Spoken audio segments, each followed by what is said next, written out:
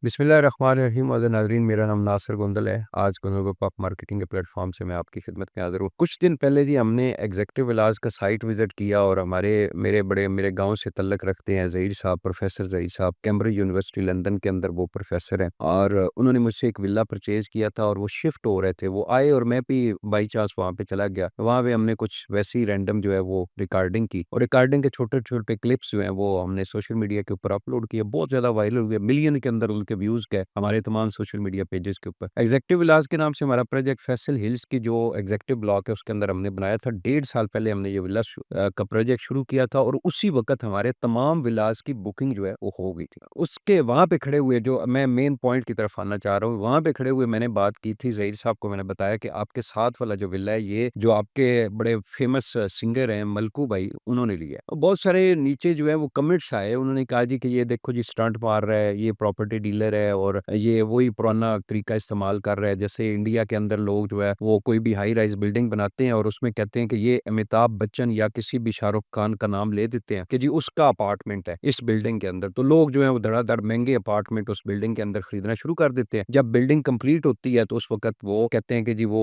अमिताभ बच्चन साहब ने तो अपना अपार्टमेंट सेल कर दिया। तो ये एक स्टंट है मार्केटिंग का। मैं सबसे पहले क्लियर करना चाहूँ, एक तो मलकू भाई जो है उनका और मेरा एक गाँव है। ये इससे पहले बहुत सारे लोगों को नहीं पता होगा। हमारा एक गाँव है, हम लोग एक स्कूल के अंदर पढ़े हैं। उसके बाद मलकू जो है वो अलग फील्ड में चले गए। मैं रियल एस्टेट फील्ड के अंदर हम लोग आ गए और अल्लाह पाक ने उनको इज़्ज़त दी, वो फेमस हो गए। ऑल ओवर द वर्ल्ड उनकी एक फैन फॉलोइंग है। और मलकू भाई, अच्छा मैं दूसरी बात ये कहूँगा कि उन्होंने हमारे साथ क्यों इन्वेस्टमेंट की। वो विला जेन्युइनली मलकू भाई ने लिया है और वो शिफ्ट हो गए हैं। इसके अलावा द सुल्तान के अंदर उन्होंने हमारे साथ इन्वेस्टमेंट की है और बहुत ज़्यादा खुश थे। वो भी सिर्फ़ और सिर्फ़ क्रेडिबिलिटी की वजह से है। मैं बहुत ज़्यादा रिस्पेक्ट करता हूँ अपने भाई मलकू की कि उन्होंने हमारे ऊपर ट्रस्ट किया, हमारे साथ इन्वेस्टमेंट की। लेकिन मैं थोड़ी-सी बात आपको एक और क्लियर करना चाहूँ। मैं पिछले 22 साल से रावलपिंडी, इस्लामाबाद के अंदर रियल एस्टेट का बिज़नेस कर रहा हूँ और मैंने अपनी क्रेडिबिलिटी अल्लाह पाक के फ़ज़ल व करम से खुद बनाई है। अल्लाह पाक ने ऐसा करम किया कि मेरे साथ थोड़े-थोड़े क्लाइंट जो है 1-1, 2-2, 4-4 क्लाइंट्स करके जुड़े। मैंने उनके साथ धोखा फ्रॉड नहीं किया और इस वक़्त जो गोंदल ग्रुप ऑफ मार्केटिंग की टीम हम लोग सारा बिज़नेस कर रहे हैं वो अल्हम्दुलिल्लाह मैंने किसी की क्रेडिबिलिटी के ऊपर नहीं बनाया। अल्लाह पाक के फ़ज़ल व करम से और अपनी क्रेडिबिलिटी और अपने साथ जो क्लाइंट्स चल रहे थे, जो इन्वेस्टर मेरे साथ चल रहे थे उनके साथ किया। मैंने पिछले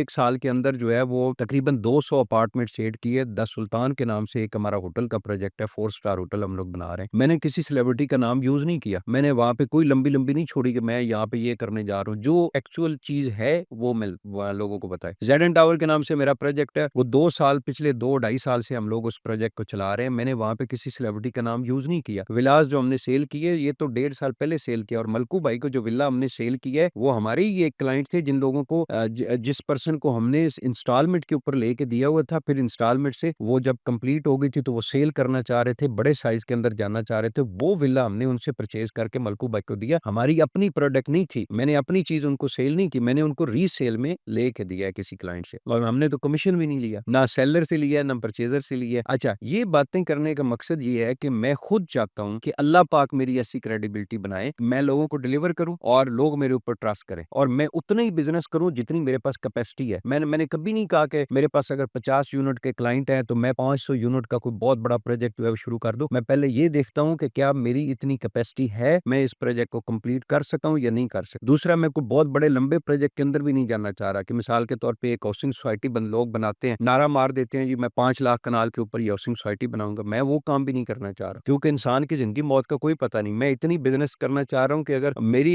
डेथ हो जाती है तो मेरे जो पीछे लवाहिकीन हैं, जो मेरा छोटा भाई है, मेरे बेटे हैं, वो उसको आसानी के साथ लोगों को डिलीवर कर सकें, ना कि मैं अपने ऊपर इतना बहुत बड़ा बर्डन जो है वो डाल के जाऊँ। फिर हम लोग जो साइट पे जाते हैं, आजकल हमारी बहुत सारी वीडियोज़ जो हैं वो कंस्ट्रक्शन की वायरल है। वो वीडियोज़ बनाने का मकसद भी सिर्फ़ और सिर्फ़ ये है कि मैं जो कंस्ट्रक्शन कर रहा हूँ, जो वहाँ पे मटीरियल इस्तेमाल कर रहा हूँ, वो भी लोगों को दिखाऊँ। जिस सफाई के साथ मेरे कारीगर साइट के ऊपर जो कंस्ट्रक्शन टीम है वो काम करवा रही है, वो भी लोगों के साथ मैं शेयर करता हूँ। जहाँ पे मुझसे गलती होती है, मेरी टीम से गलती होती है, वो भी मैं लोगों को बताता हूँ कि ये यहाँ से हमसे गलती हो गई थी, इसको हमने ऐसे ठीक किया है। और जो अच्छा काम होता है वो भी मैं बताता हूँ। टीम की जहाँ गलती होती है वहाँ पे उनको मैं गाइड भी करता हूँ।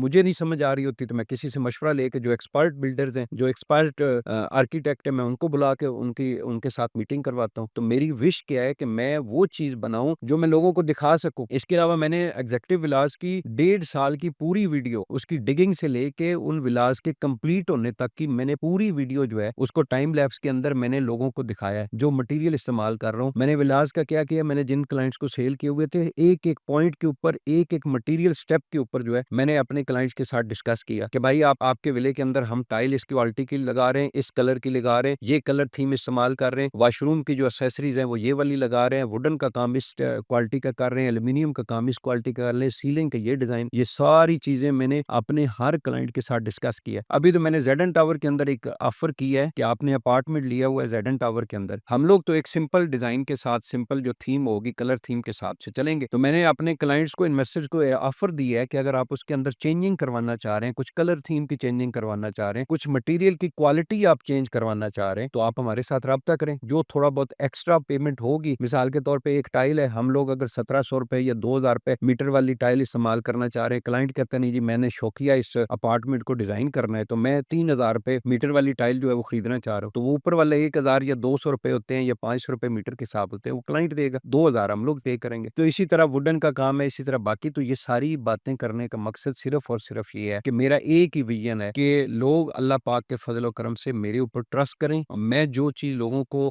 कमिटमेंट करूं और वो मैं डिलीवर करूं। तो बहुत शुक्रिया जी आप लोगों के कमेंट्स करने का। नेक्स्ट भी हमारी वीडियोस के ऊपर कमेंट्स किया करें, मैं आप लोगों से बहुत कुछ सीखता हूं और जहां पे मेरी गलती होती है वहां पे उसको मैं ठीक करने की पूरी कोशिश करता हूं। बहुत बहुत शुक्रिया।